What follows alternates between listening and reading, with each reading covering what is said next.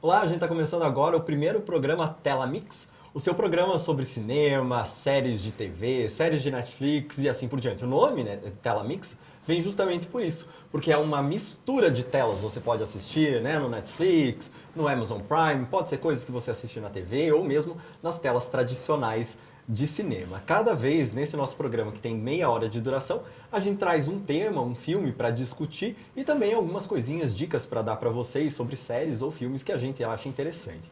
E no programa eu vou ter sempre um convidado e hoje não vai ser diferente no nosso programa de estreia e eu estou trazendo aqui a Bárbara Carvalho, que é a nossa jornalista participante de hoje e que ela vai ser, né, comentarista junto comigo aqui no programa. A Bárbara Carvalho, eu vou dar uma breve, né, apresentação da Bárbara, que ela é jornalista, mas também trabalha na rádio comigo, né, na Rádio Uninter. Ela faz produção e também locução de programas. Exatamente. Né?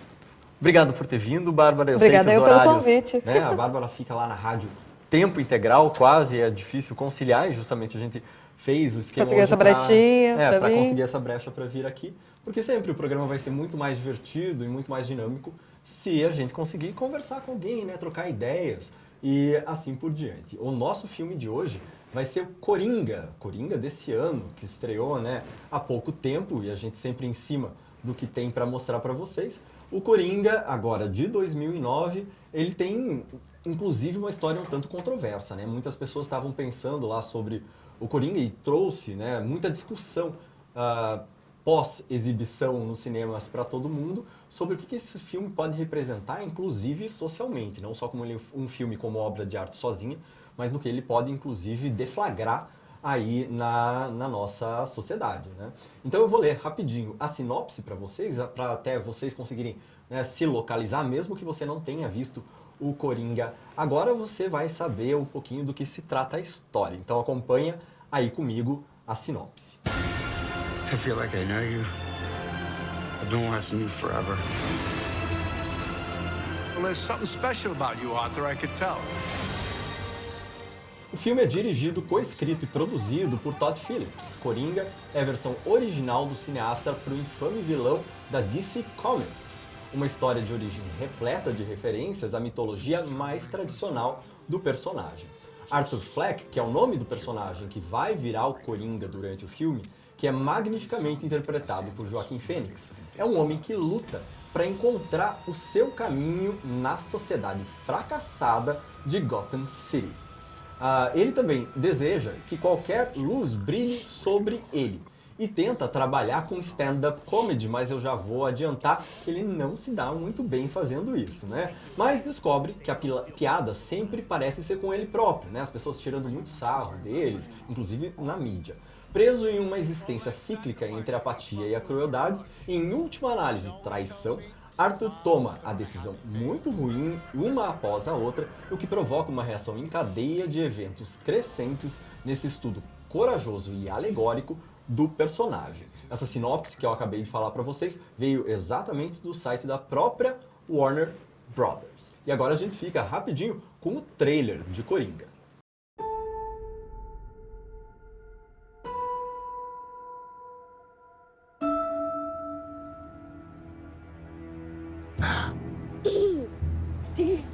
Can you please stop bothering my kid? Sorry. Arthur, I have some bad news for you.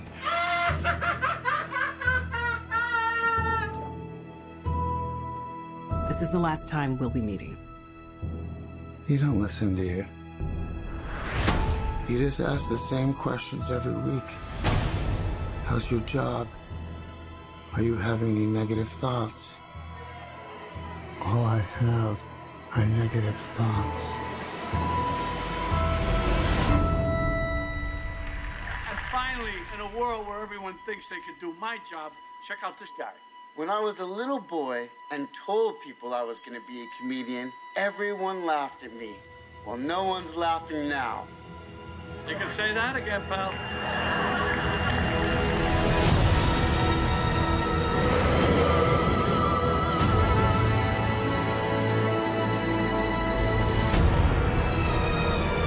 just so awful, isn't it?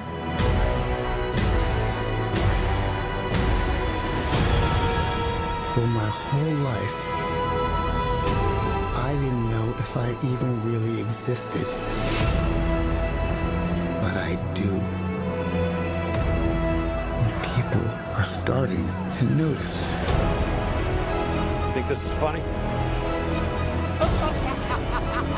Is this a joke to you?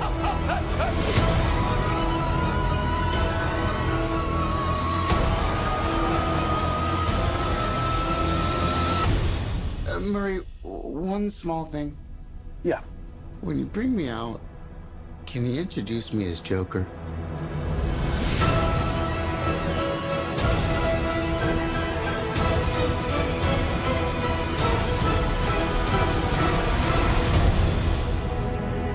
Send in the clowns.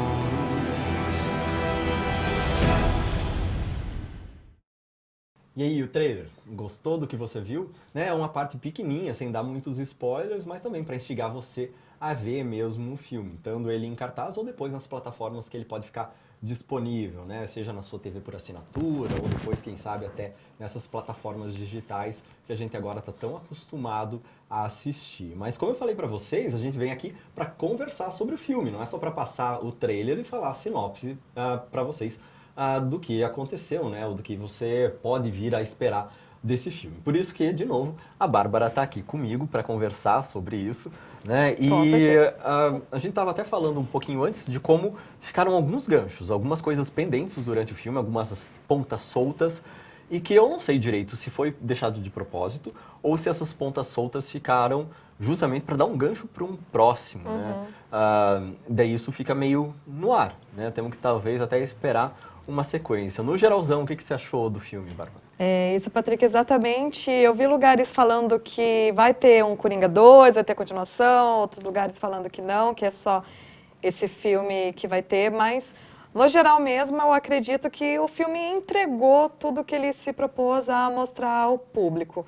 Assim, de tanta propaganda também, né, que eles fizeram de ser um filme completamente psicológico, e foi muito engraçado que no dia que eu fui assistir no cinema, o filme travou. Ele ficou uns 10 minutos mais ou menos travado, e a única coisa que passava na minha cabeça era, meu Deus, alguém vai entrar aqui, vai fazer alguma coisa, vestido de coringa, mas não aconteceu nada no final, todo mundo saiu vivo, mas enfim. Eu que não sou uma grande... eu não acompanho muito filmes de heróis, né, nem da DC, nem da Marvel, eu assisto bem esporadicamente. O Coringa foi um filme que me atraiu muito por causa que eu não achei que puxou muito para isso. E isso que você falou das linhas soltas, muita gente também ouve falando que esse Coringa é a base para você entender os outros filmes do Coringa que já existem, né? Não sei, vai para cada um. Pode ser, né? O negócio que você falou de ter tido essa surpresa, né? Talvez um pouco desagradável do filme ter parado. Eu vou explicar um pouquinho para o pessoal em casa. Porque isso estava acontecendo justamente porque tinham algumas sessões, pelo menos nos Estados Unidos, né, que estavam sendo acompanhadas de perto dos seguranças do local, justamente por medo de haver algum tipo de ameaça ou de atentado durante as sessões, porque o filme trata, né, de revolta social, de revolta contra o sistema e tudo mais, e isso acaba influenciando e talvez até, né, fomentando essas ideias desses malucos. Com certeza. Né? Eu também ficaria totalmente desconcertado durante o filme, achando que poderia estar acontecendo alguma coisa, né? A Bárbara também falou, né, que ela não sabia, né, direito, não acompanha muito filmes de heróis. Eu, ao contrário, adoro, não tenho problema nenhum, eu adoro filme de arte, todo mundo, né, que me conhece sabe disso também, estudo sobre isso, mas também não tenho problema nenhum com filmes mais mainstream, desde que eu ache bom, não tenho problema algum com isso, né? E a Bárbara disse, eu não conheço muito, eu conheço um tanto, e ela disse, é da Marvel antes, né? Ela ia falar da Marvel, daí eu quase disse pra ela, né? Muito bem entendido. Que é um jeito de, né, causar rebuliço com o pessoal que vai assistir o programa, é trocar Marvel por DC, né? Vamos ver o circo pegar fogo. Uma das coisas que eu achei que ficaram pendentes no filme, e que talvez nesse caso seja justamente para deixar em aberto para o segundo, é saber mesmo se a mãe, né, e eu disse, vai ter spoilers, né, acompanhe comigo, mas Mas eu acredito que essa altura a gente já viu bastante coisa na internet, sim, né? também, né? Se a mãe do Coringa, se ela é realmente louca, ou se tudo isso daí foi uma encenação comprada, né, pelo pai do Bruce Wayne, do futuro Batman, justamente porque talvez ele realmente tenha engravidado né, a funcionária da casa dele e para abafar o caso, comprou todo mundo da cidade, né, porque ele é um multimilionário e por que não? Ele poderia fazer isso daí, né? A leitura talvez mais fácil e mais coerente também, eu acho, seria de, não, ela é realmente louca. E eu acho que daí poderia até casar melhor com a história toda do desenvolvimento da história pregressa, né? Que já existe em outras mídias, quadrinhos ou o que for, do Coringa, porque ele não é o irmão do Bruce Wayne. Eu acho que seria uma ruptura nesse universo um pouco desagradável, né? Ou uma solução talvez um pouco melodramática demais, né? O que você acha? Será que ela enlouqueceu mesmo? Ou será que é tudo farsa? Eu particularmente acredito que ela é louca, assim, pelo que eu assisti, né, do filme. Se caso for uma farsa mesmo, que ele comprou todo mundo, eu acho que foi muito bem feita, porque do jeito que é construído no filme, toda a trajetória dela com aquilo do hábito deles de assistir TV lá, com o apresentador, deles sonharem, né, digamos assim, com isso dele lá. Então eu acho que se foi uma compra muito bem feita. É mais confortável, digamos assim, acreditar que ele é louca. É mais fácil para você entender o filme. Né, que ela tem qualquer certo tipo de distúrbio. Não sei. Vamos ver se terá um próximo filme. Enquanto eu estava vendo o filme, uma das coisas que eu pensei não gostaria que fosse desse jeito, é que o Bruce Wayne fosse simplesmente o irmão, né, do Coringa, e porque também, como a Bárbara disse, né, eu acho uma solução um tanto simplista para isso, e né, foram acontecendo coisas durante o filme que eu acharia que não deveria seguir para esse lado, né. Também pensei lá na hora que os pais do Bruce Wayne vão ser assassinados, isso daí não é spoiler, porque todo mundo que conhece a história do Batman, né, sabe disso daí. Eu fiquei pensando, mas será que o Coringa vai matar, né, os pais do Bruce Wayne? Ia ser muito ruim, eu acho, para a narrativa, né, deixar ela um pouco mais pobre, um pouco mais esvaziada, se fosse uma solução tão simples. E eles não são retroalimentados ainda nesse período da história do Coringa com o Batman. O Batman ainda não existia, né? Uma criança nesse caso. Eu não gostaria que fosse desse jeito. Fiquei satisfeito, aliviado durante o filme lá, que não foi, né, o Coringa que foi lá matar. E eles seguiram um pouquinho mais da história como ela é, né? Seguindo um pouquinho mais a narrativa da história pregressa do Batman, como a gente já está acostumado a ver. E tem um pouquinho dessa relação com o que já é costumeiro, né, do que a gente já conhece. Eu acho que também traz uma ligação para o filme fortalecer o personagem, né? Se ele trouxesse uma história completamente diferente da história de como surgiu o Batman, eu acho que acaba ficando um pouco mais fina, né? Essa linha que poderia ser um pouco mais bem construída. Teve gente, inclusive, que estava reclamando da cena lá que as pérolas da mãe, né, do Bruce Wayne são... cai o colar, elas se despregam e ficam, né, rolando lá pela rua. Isso daí é uma cena clássica, né, que se vê em quadrinhos, que se viu em outros filmes do Batman, e eu acho que eu particularmente, achei um bom toque, né, deixar isso daí para o pessoal conseguir ter essa relação com as histórias preguiças. Não achei nada mal. Mas também já vi críticas, né, dizendo ficou muito parecido com o que já existia antes, né, de isso ser repetido em vários filmes e não sei o quê. Por outro lado, o Coringa, eu achei que é um filme que ele se sustenta sozinho. Né? Mesmo que você não tenha conhecido a história pregressa do Batman, ou como surgiu o Coringa, ou visto outros filmes dele, eu acho que ele é um drama junto com suspense psicológico.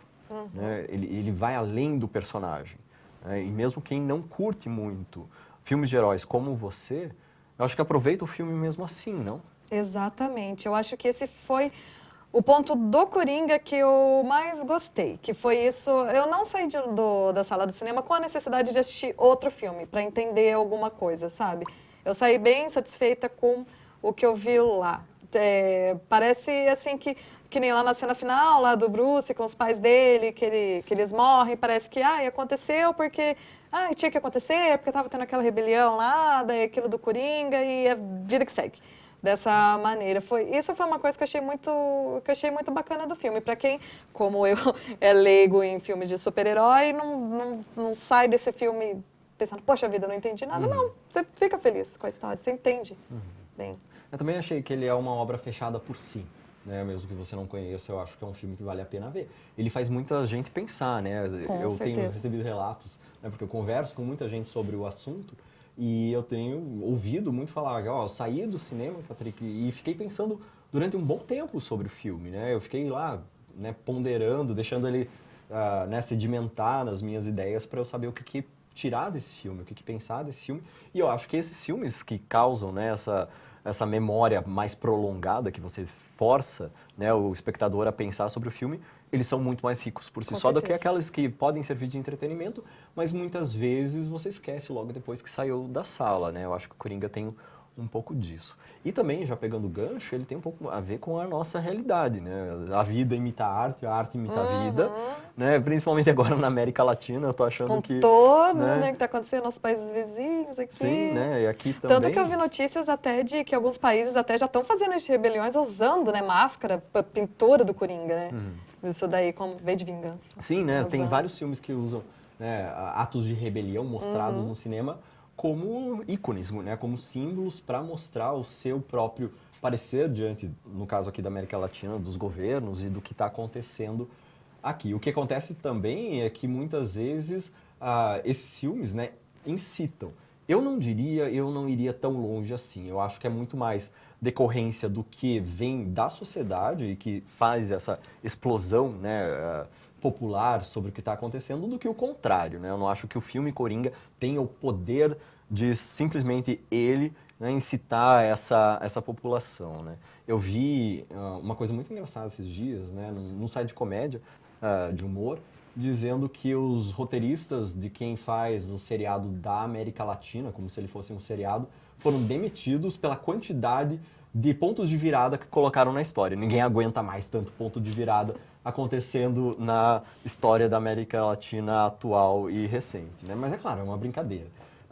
Eu acho que o Coringa, o filme Coringa, nesse quesito, ele é bem bonitinho, ele é profundo, eu achei que ele tem várias camadas, os personagens são multidimensionais, o que é uma coisa boa para um filme desse, né, que lida com questões psicológicas, questões da sociedade, né? A gente vê que o Coringa, através desse filme, ele é um produto da sociedade e também do descaso do governo, né? Ele tem problemas mentais, né? Ele é um homem que é perturbado, não só pelo que aconteceu na vida dele, mas ele é doente. E como mostra como as pessoas não sabem lidar com pessoas quando elas têm esse problema, né? Tava até conversando com as meninas do trabalho esses dias sobre isso do Coringa e parece que é muito mais fácil você... Muita gente falou, Coringa não é violento o suficiente, mas parece que é muito mais fácil você pegar e assistir um filme que já joga violência assim em você e beleza, você viu aquilo lá, do que você ver um filme que mostra a raiz daquele problema para você começar a pensar nele, tipo, poxa, então ele é assim por causa disso, por causa assado, né? As pessoas ainda não estão preparadas para isso, para lidar, né? Sim, Com esse tipo de totalmente. problema. Por isso que eu disse, né? É um personagem multidimensional. E eu vi algumas críticas, eu li bastante críticas, porque a gente falou no meu programa de rádio sobre isso, né, sobre esse mesmo assunto. E, claro, eu passei a ler críticas sobre, e muita gente não compreendendo, mas de onde vem essa raiva do Coringa? De onde ele vem, né, do Arthur, que é o personagem que vai virar o Coringa?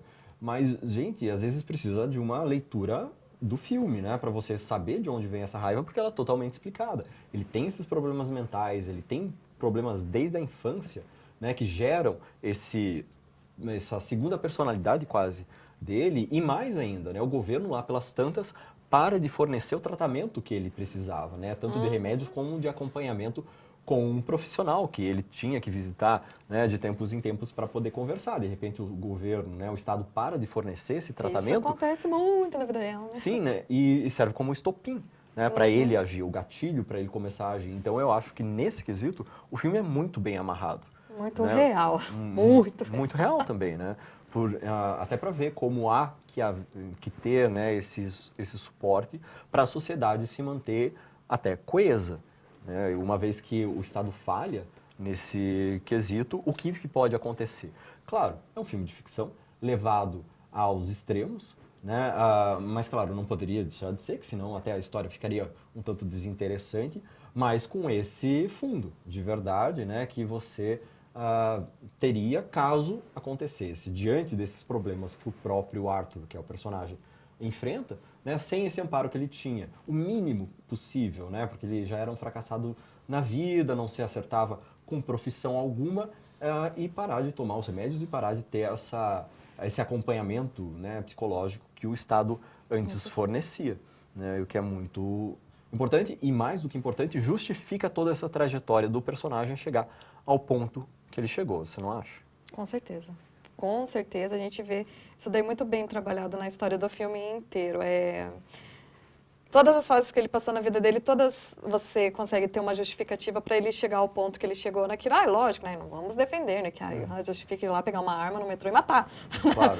Todo mundo. Mas dá para ver esse estopim que é muito tapado só com a peneira. Sim, tapado só com a peneira, né? E que pode desencadear isso daí. Claro que, de novo, eu falei para vocês, né? No filme é uma ficção, mas ele tem um embasamento do porquê ter acontecido dessa forma. Bárbara, você falou que algumas pessoas do seu convívio acharam violento demais. O que você achou?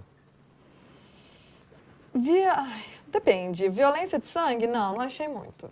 Eu achei ele muito também não, mas ele é muito mais violento psicologicamente do que violento físico, né? Até porque, se eu não estou enganada, a violência em si do filme, ela começa a acontecer da metade do filme para frente, né? Ela já não chega no começo, então você chega muito mais, você sai muito mais abalado psicologicamente do que essa violência, ela fica meio que para um segundo plano, digamos assim. Eu acho que ele pode ser dividido, né? A Bárbara falou ali, mais do meio para o fim começa essa violência. Mas eu acho que o filme, desde o começo, ele é violento. Porque primeiro, nessa primeira fase, é a violência mais da sociedade contra o Arthur Fleck. Né? A violência que ele sofre em casa, primeiro, né? E a violência que ele sofre dos parceiros de trabalho, da sociedade como um todo, né? E, de novo, ele para de poder contar com o suporte do Estado quanto a remédios, e isso também é uma violência contra ele. Exatamente. E depois, dessa metade em diante, ele continua violento, mas ele se torna um filme de violento do personagem com o externo. Né? Eu acho que um dos pontos de virada, uma das coisas que eu gosto de ficar percebendo nos filmes é onde tem os pontos de virada, né? Ver se ele segue o padrãozinho hollywoodiano, se ele tem mais de 2 e essas coisas. E acho que um dos pontos de virada acontece quando, e de novo, os spoilers são de leve aqui, mas acontece quando o personagem vai para o programa de TV. Que daí eu acho que ele começa a externalizar de uma forma muito mais clara e nítida, através da mídia também, né, essa violência explícita, nesse caso, e não só mais psicológica, né? Essa cena eu achei fundamental. Eu acho que é a cena principal do filme, né? Essa dele do programa de TV, que ele vai lá e... Só da entrada dele, né? Da dancinha dele já é caracterizado. Sim. Entrar lá e dar o beijo na mulher, né? Bem cínico, digamos, assim. Lá, isso daí ele já remata todo o filme. Toda a intenção do filme você vê naquela cena ali. E falando um pouquinho da atuação, né, do Joaquin Phoenix, eu acho que ele transparece, ele consegue transparecer desde o começo que o personagem é perturbado mentalmente. Né? Eu ficava me perguntando... O físico dele já mostra, sim, né? Que ele né? Ele tem... Nossa, corporalmente, né? Ele consegue passar isso sem falas, né? Pelo seu trejeito todo... o trabalho corporal que foi feito do ator com o personagem, acho que já consegue passar isso daí. E eu lá pelas tantas ficava pensando, mas meu Deus, como o pessoal não percebe que ele tem claramente um problema mental, né? Porque... Uma risada, né? Mas daí eu penso também se a gente vendo de fora não acha isso óbvio, né? Mas quem está lá na situação talvez não perceberia mesmo. Porque eles não estão acompanhando o personagem como a gente que está vendo de fora. Para alguém que você vê uma vez na vida. Né? Perceber, assim, de cara que ele realmente tem um problema mental. Eu acho que não é tão na cara, né, de quem está lá. Então, eu dei essa colher de chá, né, para o roteiro do filme, de pensar, poxa, será que eu acharia muito óbvio, né, que essa pessoa se comportando dessa forma, falando assim, andando desse jeito, não sei o quê, que ela tem alguma coisa meio fora, assim, né? Mas... também, eu estou vendo como espectador e não como os olhos de outro personagem que está acompanhando ele em fatias, né, da vida. Então, eu achei isso também muito bacana, né? O personagem conseguir passar essas coisas sem necessariamente só falar. Né? Eu achei que a atuação dele tá perfeita. Você tem chutes pro Oscar? Eu não gosto muito de falar assim, porque eu não acho que o Oscar é super termômetro para as coisas, né? A gente sabe que o Oscar é uma coisa também muito midiática, e ele tem que ter uma equipe de marketing por trás para promover esses filmes perante a academia de uma forma muito grande, né? Então, às vezes, fala mais quem tem dinheiro para promover o filme do que a qualidade do filme em si. Mas e a atuação do Joaquin Phoenix? Acho difícil chegar alguém que consiga tirar dele esse Oscar.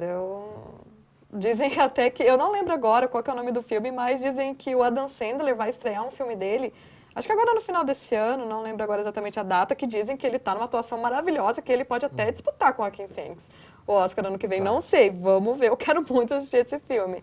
Mas eu acho difícil tirarem do Joaquin o Oscar esse ano. Acho Eu que bem provável que vá para fiquei, ele. né, eu fiquei com um pé atrás, assim, porque primeiro eu assisti Rocketman, né, da vida do Elton John. Sim. E eu tava achando que o principal, né, o ator principal que canta realmente, né, ele interpreta o Elton John e ele canta ele mesmo, né, não quis ser dublado, não quis pegar a voz original do Elton John.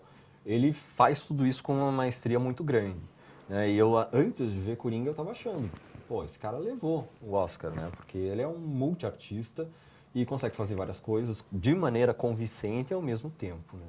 E daí aparece, né, o Joaquin Phoenix com o Coringa e eu já não sei mais nada da vida, né? Eu já não sei, eu acho que é um páreo duro, mas mesmo assim não tem como comparar, né? De novo, a profundidade que o Coringa traz no filme, que ele tem como personagem, né? Ele tem camadas e camadas que a gente pode analisar como um personagem não só muito linear, né? Como as pessoas mesmo, né? A gente é cheio de personalidades e de máscaras e de coisas assim, que eu acho que ele consegue de uma forma incrível Com certeza. mostrar, né?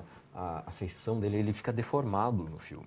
Não só porque ele emagreceu e tal, que isso daí acontece mesmo com vários atores, né? Que se põem nesse papel de fazer a mudança física para poder acompanhar com o personagem que ele tem que interpretar.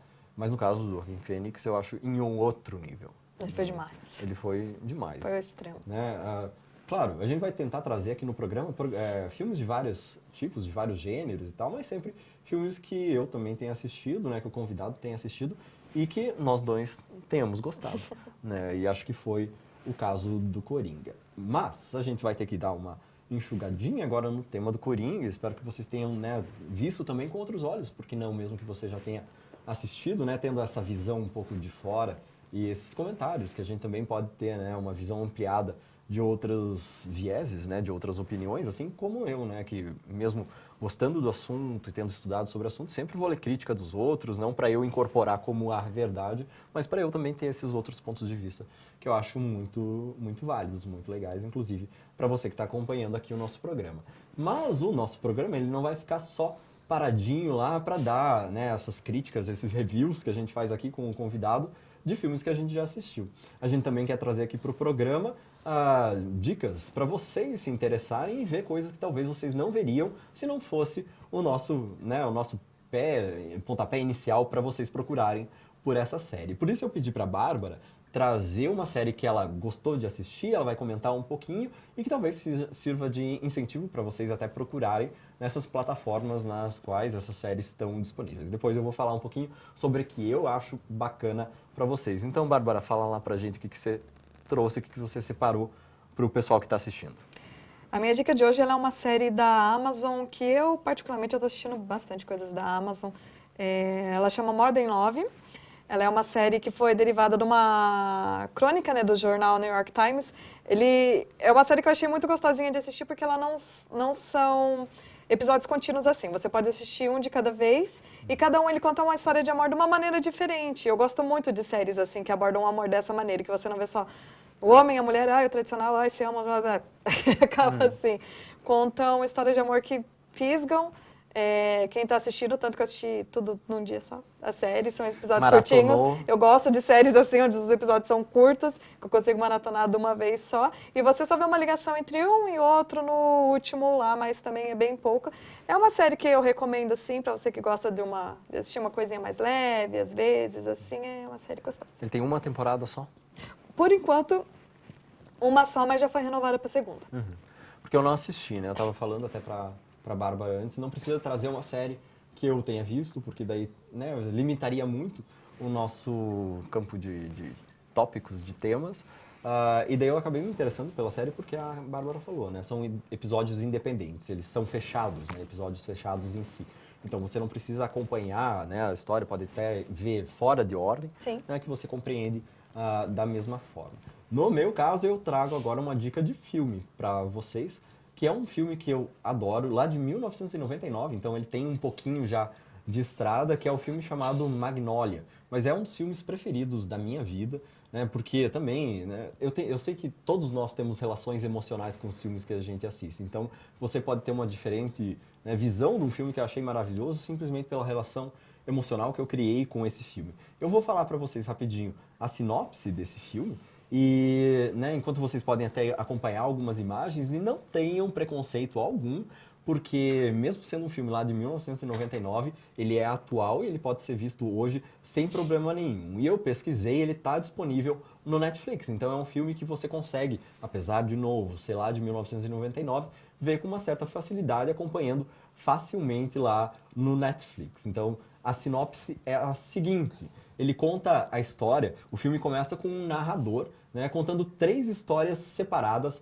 com base no tema da coincidência. A partir daí, encontramos 9 personagens cujas vidas estão conectadas de uma maneira ou de outra, né? Eles vão seguindo lá pelas vidas dele, mas lá pelas tantas a gente vê que tem uma conexão. Mais ou menos como a Bárbara falou, que no último episódio lá de Modern Life, você começa a ver que pode ter ligação entre as coisas, né? E depois disso, o filme sugere que forças maiores, né, que o acaso desempenham papéis importantes na vida. Ele é com o Tom Cruise, com a Julianne Moore. O Tom Cruise, inclusive, ele foi indicado ao Oscar de melhor ator coadjuvante nesse filme, o que é uma coisa muito bacana. O filme, como um todo, recebeu 3 indicações ao Oscar do ano 2000, incluindo melhor roteiro original, melhor ator coadjuvante para o Tom Cruise e também melhor canção original. E se você gosta e curte trilha sonora dos filmes como eu, né, gosto também, eu aconselho a ouvir a trilha sonora do Magnolia, porque é uma trilha sonora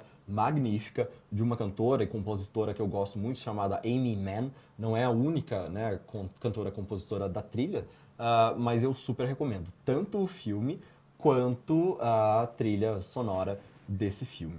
E para ir finalizando o nosso programa, agora, tirando essas dicas, eu gostaria muito, e foi ideia, inclusive da Bárbara, né, de trazer para cá o tema do Enem 2019, que muita gente comentou e muita gente veio falar comigo: Patrick, você viu lá o tema, né, tem tudo a ver com o que você fala, com o que você gosta, que é a democratização do acesso ao cinema no Brasil.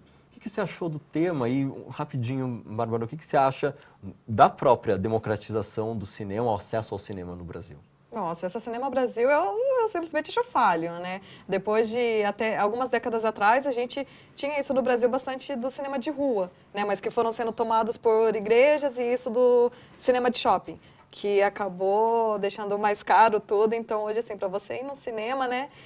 Tem, assim, os cinemas, eles fazem os dias onde é mais barato, mas se você trabalha, você não consegue no horário, daí você nunca consegue ir, aí isso acaba estendendo a pirataria, né, daí reclamam da pirataria, enfim, uma bola de neve que acaba virando. Mas o tema em si no Enem eu achei um pouco injusto, porque vendo que o Enem é uma prova de abrangência nacional, onde, independente se você consegue ir no cinema todo dia ou vai uma vez a cada 10 anos, eu não vi muito sentido. Então, eu acho que isso desfavoreceu muitas pessoas que não têm acesso ao cinema. Então, você vai falar muito o quê, né, Sabe sobre que eu discordo isso? um pouco de você?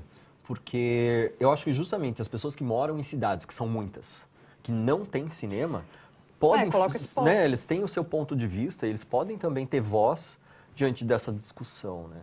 Eu penso muito em cinema como... Porque o cinema são várias coisas, né? A gente não consegue enquadrar em uma única coisa. Cinema pode ser a sala de cinema, mas o cinema também pode ser o filme que você vê na tua televisão, né? Através dessas plataformas que a gente falou hoje. Então, eu acho que né, o filme pode ser democratizado através dessas plataformas, mas ainda é difícil de chegar a todo mundo como sala de cinema, pelo valor, e porque simplesmente não existem nessas cidades. Ok? A gente vai ficando por aqui. Eu quero agradecer a você por ter acompanhado essa meia hora de programa, do primeiro programa Tela Mix comigo. E eu quero que você acompanhe os próximos, sempre com o nosso convidado. Aproveito para agradecer a Bárbara por ter vindo aqui hoje, agradecer a equipe do programa, e eu fico por aqui. Até a próxima. Aguardo você.